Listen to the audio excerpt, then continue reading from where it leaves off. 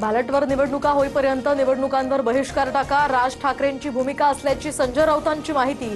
तर देशात विचार पसरला तर एकमत होऊ शकतं, राऊतांची प्रतिक्रिया।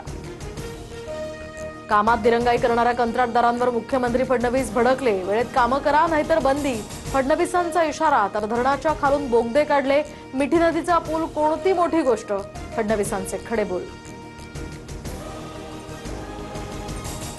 विधान परिषद निवडणुकीमध्ये घोडेबाजार झाला, पुरावे द्यायला तयार, भाजपनं तोंड उघडायला लावू नये, सुप्रिया सुळेंचा भाजपला इशारा।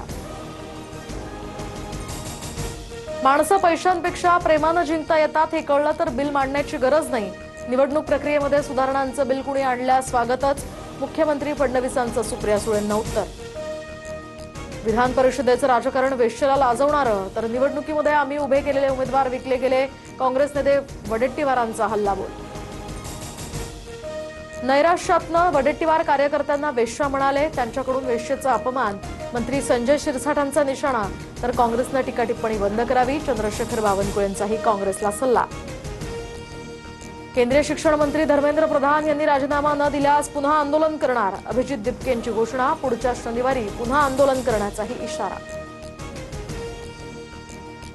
मुंबई महापालिकेच्या नालेसफाई संदर्भातल्या दाव्याचा मनसेकडून रियालिटी चेक, नगरसेवक यशवंत किल्लेदारांकडून बोटीतनं पाहणी, तर साकीनाका खैराणी रोड परिसरात मनसे पदाधिकाऱ्यांचं आंदोलन। राज्यात वादळी वाऱ्यासह पावसाची दुर्घटना टळली, दिल्लीहून माता वैष्णोदेवीकडे कटराकडे जाणाऱ्या ट्रेनचं कपलिंग तुटलं, दरम्यान ट्रेनचा S2 हा कोच अचानक वेगळा झाल्यानं प्रवाशांमध्ये गोंधळ, सुदैवानं जीवितहानी नाही, 1200 प्रवासी सुरक्षित।